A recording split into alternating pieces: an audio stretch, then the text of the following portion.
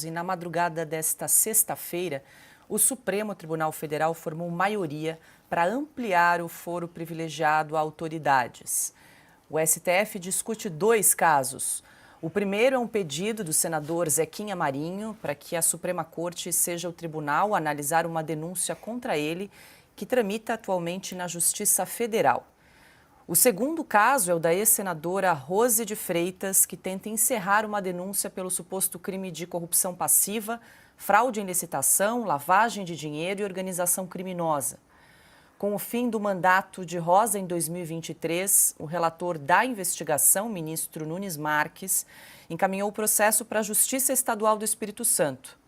A ex-senadora recorreu à corte e pediu o arquivamento da ação ao STF. O ministro Gilmar Mendes, relator dos dois casos, votou para ampliar o alcance do foro. Ele foi seguido pelos ministros Cristiano Zanin, Flávio Dino, Alexandre de Moraes, Luiz Roberto Barroso e também Dias Toffoli. No pedido, Gilmar escreveu, abre aspas, a prerrogativa de foro para julgamento de crimes praticados no cargo e em razão das funções subsiste mesmo após o afastamento do cargo, ainda que o inquérito ou a ação penal sejam iniciados depois de cessado seu exercício, fecha aspas. O julgamento foi suspenso depois do pedido de vista, mais tempo para análise, feito pelo ministro André Mendonça. Pelo regimento da corte, então, Mendonça vai ter até 90 dias para devolver a matéria ao plenário, mas Alexandre já formou aí maioria. Nós discutimos esse assunto algumas semanas atrás, quando ainda não tinha a formação da maioria no caso, né? E agora, então, temos essa decisão, o ministro pediu vista, mas já está aí definido, né? E eu gostaria de ouvir, porque existe aí uma questão técnico-jurídica e também política dessa decisão do Supremo Tribunal Federal. E há uma leitura aí de que essa extensão do foro da Corte fortalece o Supremo perante aí os demais poderes da República. Quero te ouvir. Seria casuística, né? Agora, não é nenhuma surpresa isso, porque está cheio de gente sendo processado pelo Supremo que não tem foro privilegiado, que devia estar na primeira instância. Não, isso todo mundo sabe, não é novidade. Aí tem o caso da Rose de Freitas, que é um caso, na sua natureza, reiterado, porque há muitos casos assim, de o sujeito estava no Supremo, na hora que ele perdeu o mandato ou renunciou, ele volta, vai para a primeira instância e protela a solução do processo quando não busca uma solução melhor na sua região, na sua área. É uma questão complicada. Agora, eu acho que a solução para isso é o que está correndo no Congresso, uma proposta de emenda constitucional de reduzir drasticamente o número de gente que está sujeito ao foro privilegiado, né? Presidentes de Supremo, vice-presidente da República, presidente do Supremo, presidente da Câmara, do Senado, presidente da República, ponto final. Supremo é um tribunal constitucional, né? Eu lembro do Zé Dirceu querendo isso, brigando por isso no tempo da Lava Jato, né? As questões criminais deveriam acabar no Superior Tribunal de Justiça, né? Mas aí foram subindo, porque o advogado dá um jeito de enquadrar em alguma coisa da Constituição e acaba indo para o Tribunal Constitucional. O ministro Fux, quando assumiu a presidência do Supremo, expressou a vontade de que acontecesse isso, que esses casos fossem resolvidos antes de chegar ao Supremo. Mas o Supremo agora abarca tudo, inclusive no processo que Marco Aurélio Mello tão bem batizou, profeticamente batizou, agora com a inclusão de Elon Musk, está perto do apocalipse, né, do Armagedon, o inquérito do fim do mundo. É o que nós temos.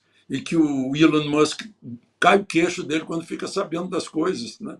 E que tudo isso que a gente falou aí, de advogado pessoal de Lula, ministro da Justiça comunista, etc., tudo isso foi aprovado no Senado.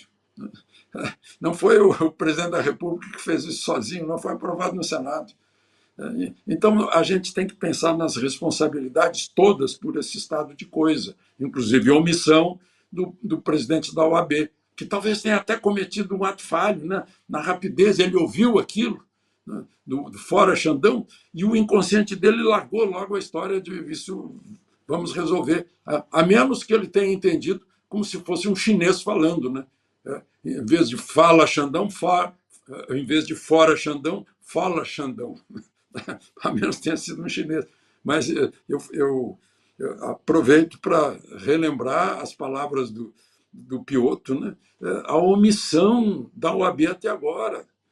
Os advogados com quem eu converso estão envergonhados da posição da OAB diante da posição anterior, histórica da OAB, de defesa da Constituição, defesa da lei, do devido processo legal. Né? Nada. Qualquer pessoa que saiba ler, qualquer alfabetizado, sabe o que está acontecendo com a Constituição. A OAB não sabe. Incrível. Paulo. Bom, e agora mais de 106 mil telas acompanhando o Oeste Sem Filtro, além das rádios, web rádios, TVs que também transmitem o nosso programa. Obrigada pela confiança. A Vera Souza aqui no chat, alertando, olha os likes, então vou pedir aqui mais like na nossa plataforma. Nós que essa semana voltamos a monetizar, então é muito importante a interação com a plataforma, os comentários, os likes, a inscrição no nosso canal. Estamos batendo aí 2 milhões de inscritos e a gente quer ampliar aí a nossa comunidade da Revista Oeste, então siga participando aqui conosco. Adalberto Piotr, quero ouvi-lo aí sobre essa decisão do STF. O Alexandre bem disse, né? Não era surpresa, estava se encaminhando para isso, então 6-0, né? O ministro André Mendonça pediu vista, um pouquinho mais de tempo para análise, mas a questão então está dirimida para ampliação do foro. E aí queria que você explicasse um pouco das consequências aí de ordem prática aí dessa decisão do Supremo. Veja, eu vou usar uma expressão do Alexandre, o estado de coisas no Brasil, e tem várias coisas para falar sobre isso. Primeiramente, o ministro Barroso, ele teve uma decisão, ele foi relator, inclusive, de uma decisão que reduzia lá atrás o foro privilegiado no Supremo, o entendimento do Supremo. Agora ele vota com o entendimento do ministro Gilmar Mendes para aumentar o foro privilegiado. Isso acho que não faz nem 5 anos, tá? É bem pouco tempo. O Senado aprovou o fim do foro privilegiado também nessa proposta de emenda à Constituição citada pelo Alexandre. Eu fui buscar aqui no site do Senado no dia 31 de maio de 2017. Está lá. É uma proposta de emenda à Constituição que uma casa já se manifestou e, no caso, a Câmara dos Deputados, até o Eunício Oliveira era presidente da Câmara, do Senado, perdão. Uma casa vota uma emenda constitucional e a outra não se manifesta. Nós estamos em 2017, 18, 19, 20, 21, 22, 23, 24. Vai fazer 7 anos agora em maio, daqui a pouquinho, da decisão do Senado. Quer dizer, como é que a Câmara não se manifesta sobre uma proposta de emenda à Constituição?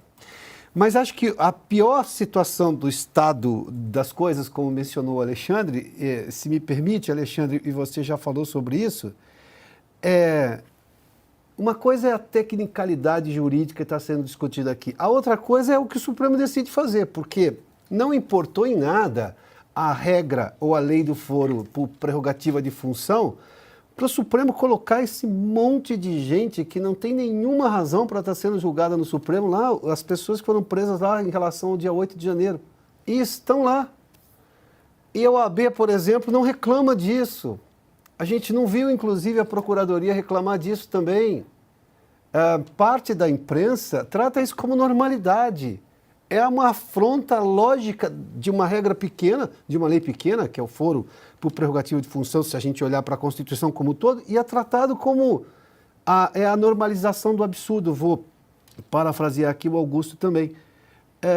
Tudo isso está acontecendo, o estado de coisas é tão absurdo que daí é natural que o Elon Musk vá lá e se surpreenda que o advogado do presidente tenha se tornado ministro do Supremo por uma indicação dele, em que ele usou toda a força que ele tem, política, para convencer os senadores, que têm independência, mas enfim, votaram a favor, e ninguém está fazendo menção aqui à figura do advogado. Não, é o fato de como é que um presidente coloca o seu próprio advogado na Suprema Corte, que julga uma série de questões que obviamente interessam ao governo. Então, quer dizer, eu não sei exatamente quando que a Câmara vai se pronunciar sobre o que já foi aprovado no Senado, que é o fim do foro privilegiado. Ele fica tão restrito, não é exatamente o fim, porque ele fica tão restrito, acho que é o presidente da República, o presidente do Legislativo, o presidente do Judiciário e também o vice-presidente da República. 4 pessoas passariam a ter o direito a esse foro por prerrogativa de função. Todos os demais vão para a Justiça Comum, na primeira instância, que permite recurso. Lá atrás, o foro privilegiado, eu me lembro do Alexandre explicando isso numa das passagens que ele gravava ali em reportagens do Jornal Nacional. Era utilizado por deputados porque tinham medo de que a justiça local poderia ter lá uma influência de um oponente político e ser prejudicado por causa disso. Então, vou ao Supremo. O Supremo era uma saída. Hoje é uma prisão. Hoje o sujeito vive, né? Isso aqui é quase que um aumento da coação suprema em relação a isso. Mas, enfim, é o estado de coisas. É natural que o Elon Musk esteja se surpreendendo. Nós fazemos isso todos os dias.